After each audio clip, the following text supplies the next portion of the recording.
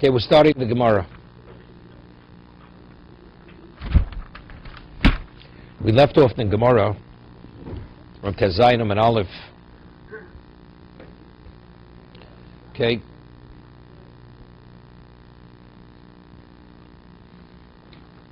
The Gemara had said, what is the shtar? That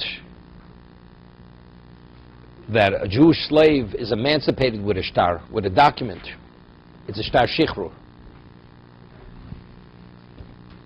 So the Gemara asks, shichrur, shtar lo malik. Why does the master have to give him a writ of emancipation? A shtar shichrur, lemele babi trei zil, inabi babi beidina zil.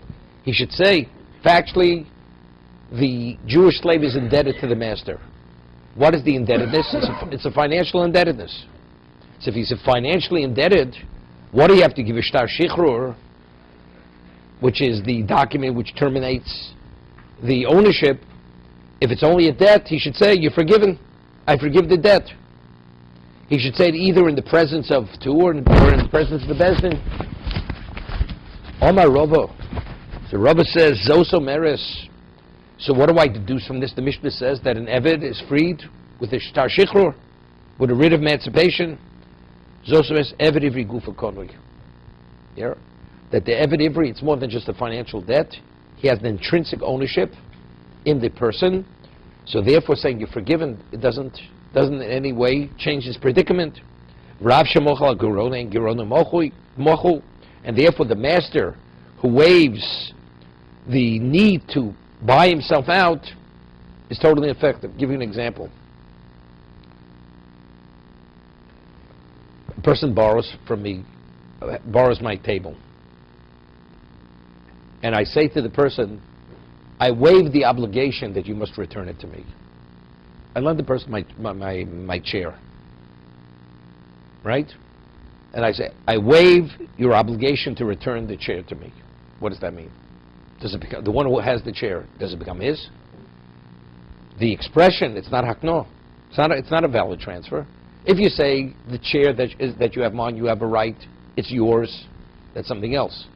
I said I waive the obligation to return it. Waiving the obligation. That's waiving a debt. It's not a debt. You're using the wrong terminology here. The moment you pick up the chair, it doesn't acquire it. I didn't say you could acquire the chair. I waive the debt to return it. But what makes the chair yours? So you may not be a thief. He's not a thief if he doesn't give it back when he was supposed to give it back. But the chair still belongs to the one who had given it to him. So over here, you waive the debt. We'll see Tosas in a moment. If it's a debt, if I borrow money, the moment I borrow the money, the Gemara says, correct? It's the borrower's. So what exists now? What I have is not yours, it's a debt. A debt, we speak of a mechila. You no longer owe me. What I have is not yours, you no longer owe me. But here, if you have the man's object, it's not a question, it's a debt. He has an intrinsic interest in the object. So you can't say, you no longer owe me. No longer owe me is not a release, it's not a transfer of ownership. We'll see, that's how Tosas explains the Gemara. But let's say he would say to the slave, I'm disowning you. That's a terminology he would use. Right? Hefker. Or he says, you have a right, my ownership rights, you have a right to retake those ownership rights. That's something else. So Tosas explains what the Gemara's question is, that why do you have to write in the document, Harei atla atzmecho, the same language, where you're free to go, the language you write in the document, he verbally can say those same language. So on that, the Gemara says no, because since it's gufa konoi, the only way you're able to terminate that interest is only through a document. That's the Gzeres HaKosov. That's what Torah says. Either you buy yourself out, or the master has to give the writ of emancipation. Eidim has no relevance. I mean, you need Eidim in the shtar. The shtar, you need Eidim. The Eidim you need in the shtar. Right, to get shichrur. It's a writ of emancipation that you do need. Let's take a look at Tosas because it sheds a lot of light over here.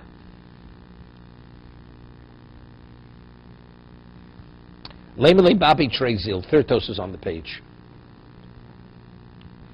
The Gemara asks, let him say the presence of two and the presence of Bezin, you have a right to go. You're free to go. Tema, amai porch Gemara, lemle abapi trezil, amai lo porch v'yafkirenu. The Gemara should ask better. Let him disown him. What is he saying? You should say in presence of two or a Bezdin, just go. He should say, just let him be mafkirt. Let him disown him. Why? Shreafilu Evid Kanani Shugufa Konui. There's no question. Evid Kanani, a Kanani slave, where it's a chattel. Yotzo behefkir l'Shmuel. According to Shmuel, if a person is mafkir, he disowns his Evid Kanani, he becomes a Jew. The Omer HaMafkir Abdu Yotz L'Cheirus. Shmuel says a person is mafkir, he disowns his Evid Kanani, goes free. Ve'in tzorach get shichur. You hear? He doesn't even need to rid of emancipation. Perko sholeach. V'lom l'ishtoro. So what do you need a shtar? So what is the Gemara asking? Just tell him to go. The Gemara should ask better. If Ve'evet Kanani, according to Shmuel, Hefker is sufficient, then he should not require get shichur. So by Evet Ivri, definitely it's that. But ultimately, you understand. Right? So why does the Gemara ask that? Listen, v'afilu man diyo mafke avdo yotze l'cheirus v'tzorach get shichrur.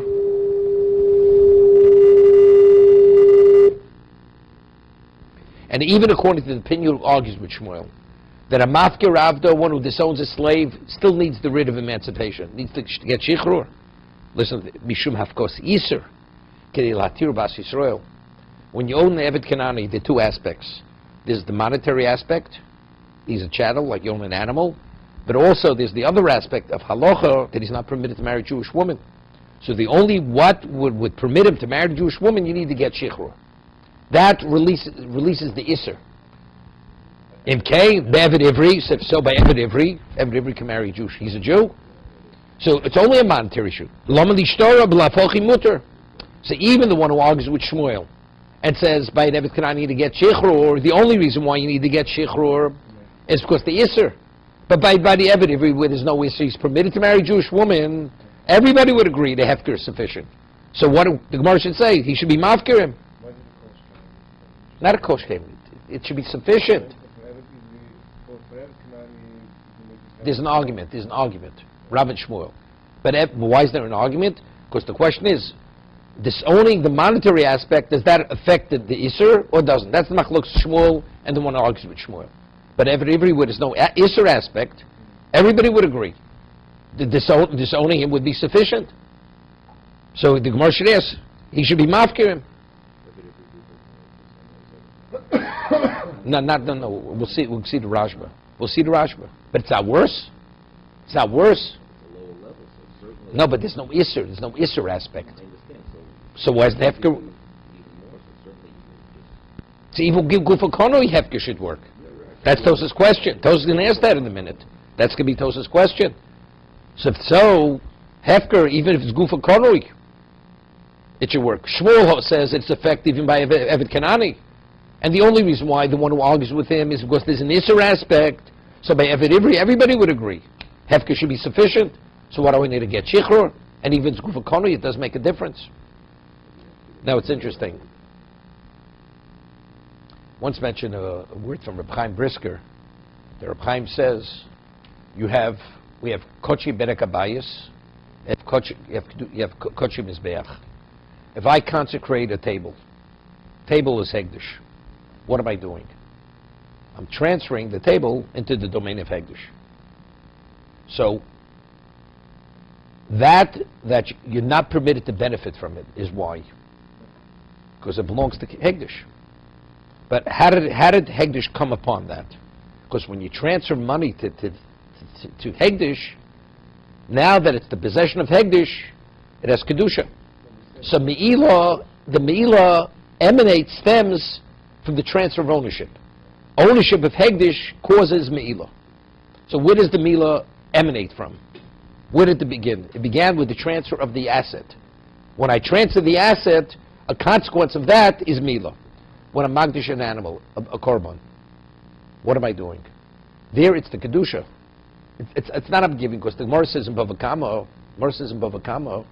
that if a person steals, let's say, an ox or a sheep, right? He steals it, and then he sells it. The Torah, what does the Torah say? Chayv dal vehei, right? You pay 4 and 5, right? Tvachu mechoro, you pay dal vehei, arba v'chamisha. So the Gemara asks, but if you steal an animal, and then you magdish the animal, the thief is magdish the animal. The Gemara says, why is the chayv dal vehei?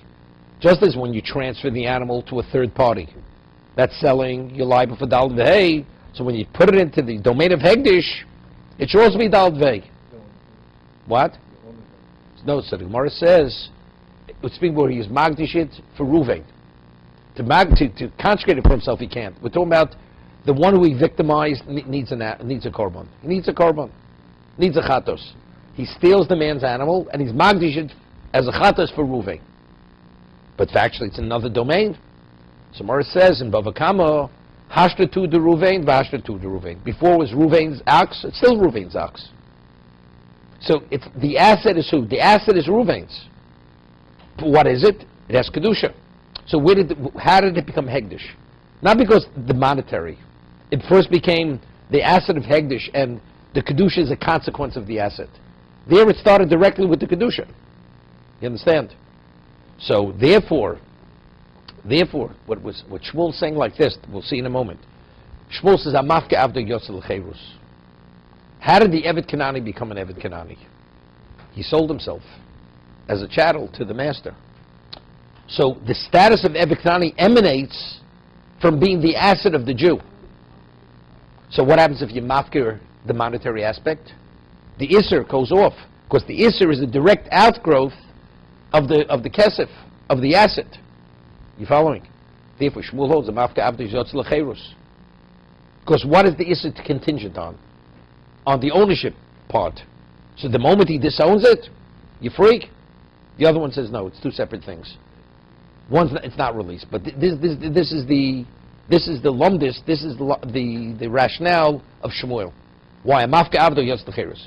Where else do you find it?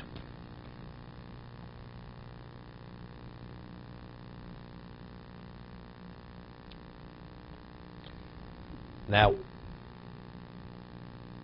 if I have a coin, we had a halacha that the Mishnah says in Be'er that if I borrow something on Yom Tif from someone else, and the person I borrowed from, his tchum is different than the borrower's tchum, right? You cannot take it beyond the tchum of the person who lent you that item, right? That's called the kiragle. It's like the legs of the one who had lent it to you. So whoever's possession that item was when Yom Tov began, it's limited to the tchum of the lender. You following, Ernie? Yeah, I'll give you an example. A woman wants to bake bread on Yom Tov. So she has the flour. She has to borrow salt, and she has to borrow water. Now, each one of these women, they have a different tchum. To what extent they could go. One goes to the north, one goes to the south, whatever it is. Now the bread is comprised of 3 ingredients: flour, water, and salt. So the Gemara, the Mishnah says that the bread is limited to the tchum of all 3 of them. Right? So the Gemara says, why don't we say bittul barov? We say it's botel. I mean, right? It's not noticeable. The majority of the bread is what? Is the flour. The salt, you can't taste the salt. Wasn't it botel?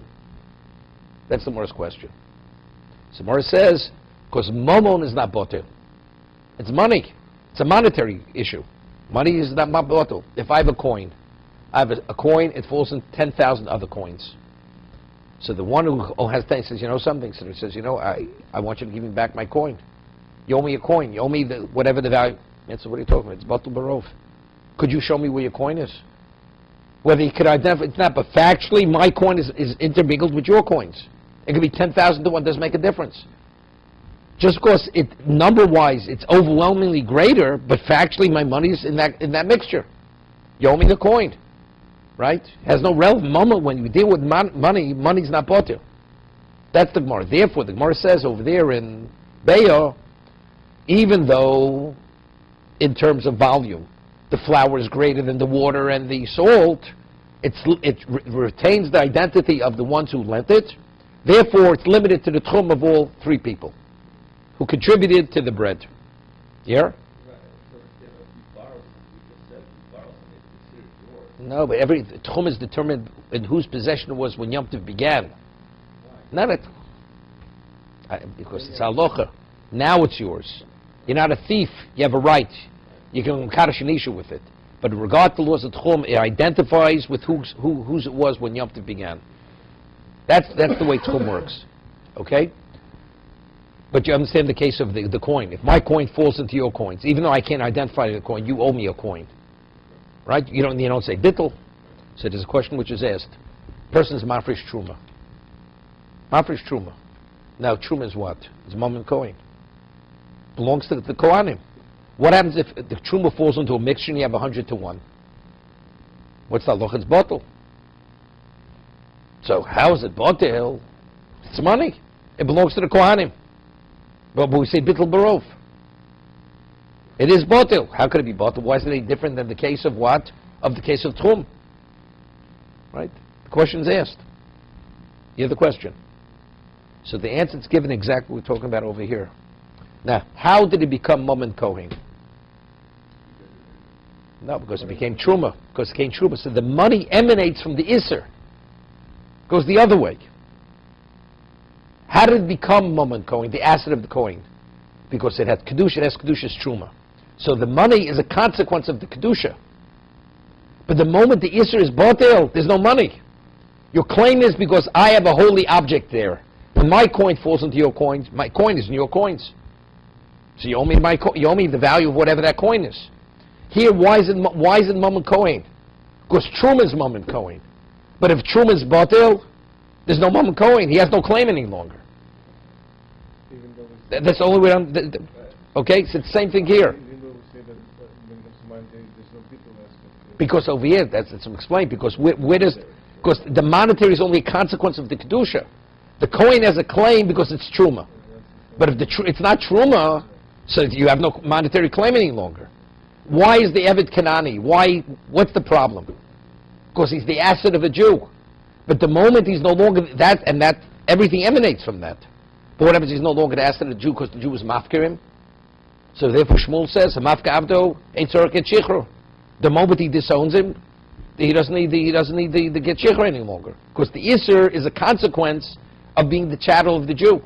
What's his status once he becomes capital? No, he's free. Ein tzorach get shichro. Automatically, or this is a shiloh, you know, he's permitted to a woman immediately. Or there's a question whether he has to go to the mikveh, whether it's rabbinical doraisa. That's a separate discussion. But factually, he doesn't need to become a Jew. He doesn't need the release of the get shichur.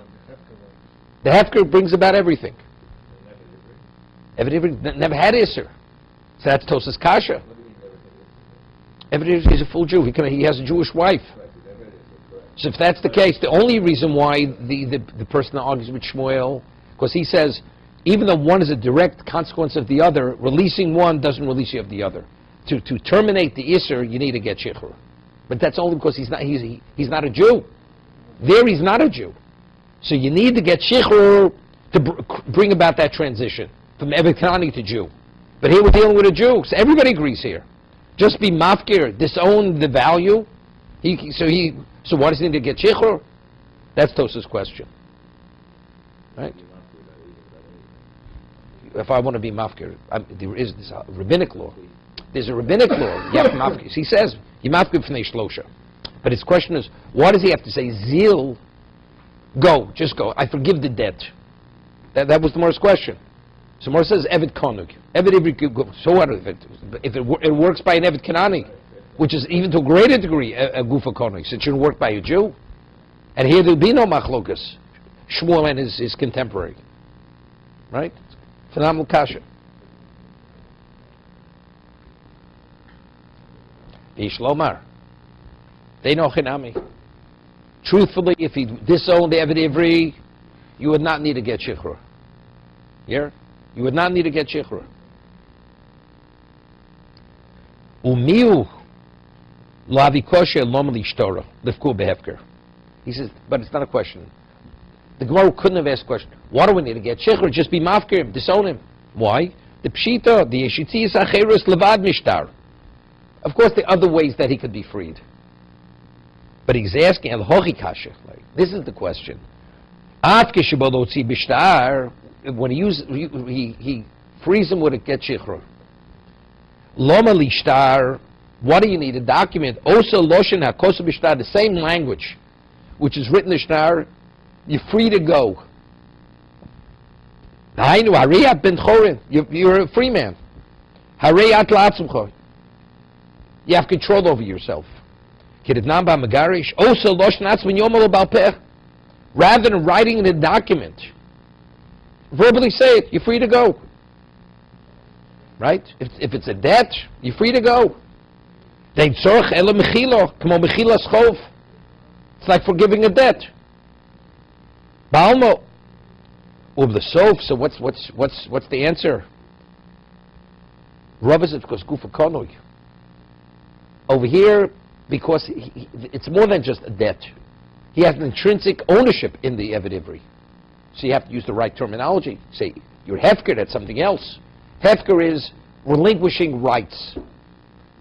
I forgive you. I forgive the table. It's not the right terminology. You have to use the right terminology. Therefore, the language say you're free to go.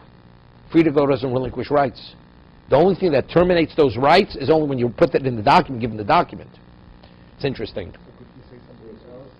Hefker? No, there's nothing else to say. There's nothing else.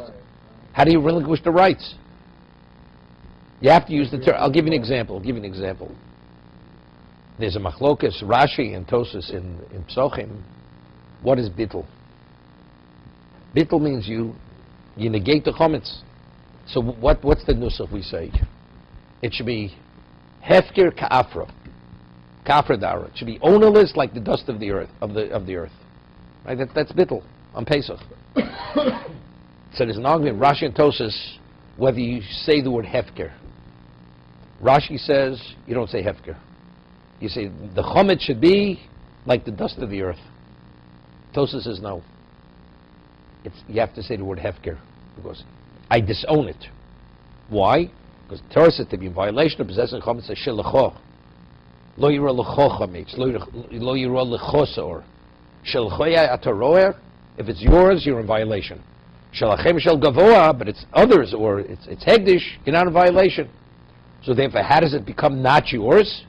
You have to be mafker. So therefore, bittul is you have to say it should be hefker. Without the word hefker, saying it should be dust means nothing.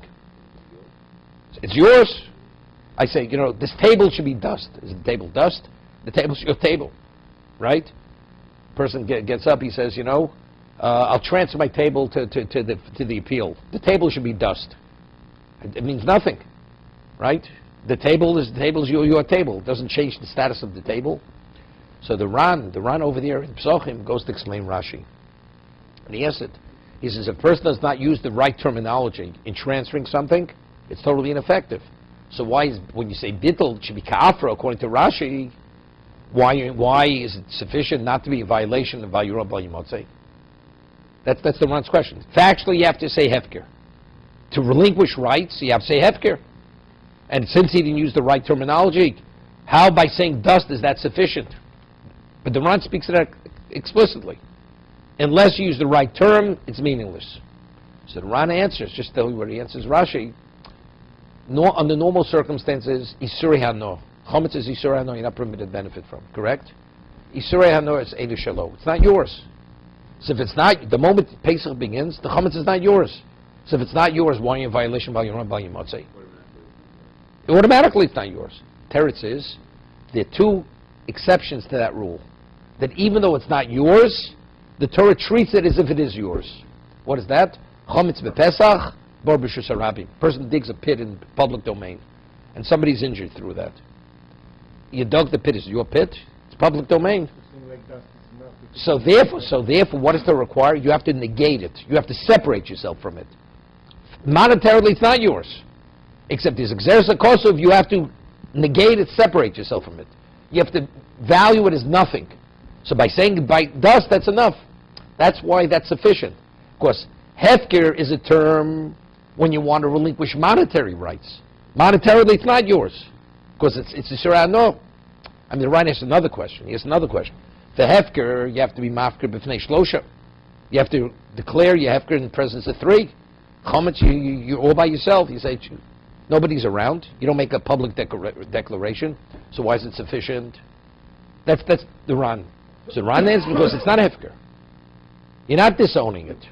In terms of the monetary, you have no monetary interest. It's only because the Torah puts it in your reshus. Unless you negate it, so I value it as nothing. No, so we only say it. Rashi in his nusach doesn't say the word hefker. No, because we take Tosas into account. No, so that's Tosas. So Tosas asks the question on himself. Tosas asks the question on himself. Tosas learned Sefsa. So Tosas asks from the word in the Dorim, you have to be mafker. So he says that halacha is rabbinical. And in regard to this, so the way it's explained is like this. What do you need three? What do you have to be mafker when I say something is ownerless? Because we're concerned. The man really doesn't mean you talk to the wall. You can say anything you want. Because nobody, but to say it in a public setting, the man really means it. Because people are now going to come, because it becomes public knowledge. But over here, we say with certainty he really means it. You know why? Because if he doesn't mean it, he's in violation of your own by Yimatzeh. If it's just relinquishment of ownership, we have to know that he really means what he says. So how do we really know what he means what he says? He says it in a public setting. That's mafke b'fnei shlosha. But over here, how do I know he means what he says? Because he doesn't mean what he says. He's in violation of your own by Yimatzeh. Therefore, in chometz, one doesn't have to say it in the presence of three. That's how he differentiates between chometz and normal hefker. So the only way to make it hefker. No, if you make him hefker, it's not even a question. But over here, the question of the Gemara was the same terminology right in the shtar, verbally say it. That's the Gemara's question. On that, the Gemara answers, because gufa konui. And what is the shtar? What is Gzer sekosuf. That's a gzer sekosuf. That's why you can say it. No, that's why he can't say it. That's why he cannot say it. So I don't understand why Because you're not using the terminology is meaningless. If you'd say hefker is relinquishment of ownership. You should be to yourself. What does that mean? Means nothing. I still have the ownership rights. How do I terminate those ownership rights? Terse is only one way. You give it a shtar. That language in the shtar. why can't you create You could. Terse says you could. But that wasn't the Gemara's question. The Gemara understands you could be mafkir. If you're mafkir, you don't need a shtar. But the Gemara is asking, why bother with a shtar and put the terminology? You're free to go. What does he have to put it in a document? Just let's say verbally, you're free to go. The answer is free to go doesn't release your rights in him. The only thing that terminates those rights, if you put it in a document and you give him a shtar. But it has to be written in the document with Aiden. But you said you have to. No crest, you need no shtar. You only do star when you say You're free to go.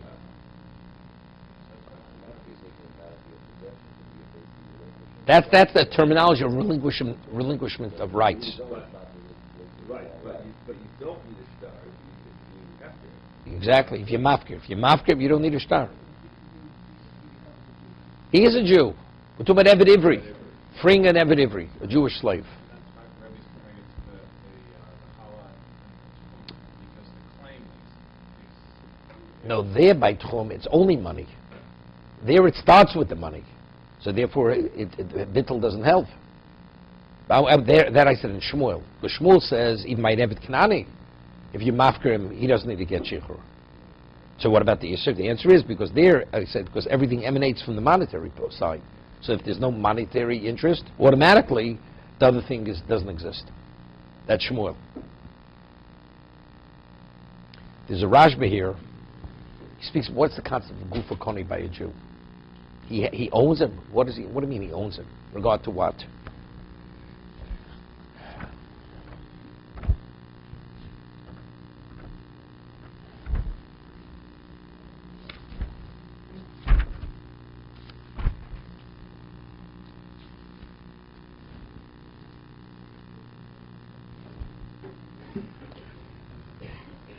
Omer Rav is also Evet Gufa Konui, reading the Rashba. Rav says, from here we see that if you have to give the document, it's Gufa Konui. Klomar linyan pigeon, de'enu yochol limchol o girono. You can't just waive it, or it's not waiving a debt. Elo b'shtar avali'in mitziu pigeon. The Gemara says that if a slave finds something, an Eved Kanani finds something, we say Yad Eved Ki Yad Rabbo. The hand of the slave is like the hand of the master. What about Eved Ivri? If an Eved Ivri finds something, he keeps the item because he's independent. So he says, when it says Gufa Konoi, it's not the Gufa Konoi that he owns the person like the Eved Kanani. Eved Kanani is literally like an animal, no different than an animal. The hand of the slave is like the hand of the master. The Jew, even though it's Eved Konoi, he has an independent identity. Therefore, if he finds a lost item, he takes possession. Kedisha Bav Mitzvah quotes the Gemara. No, you're an expert in Bav Mitzvah, right? First pair. Gabi Mitzvah Avdo Shivchoso Ivrim says that they take possession. Get a skabil. Okay, so he asks over here.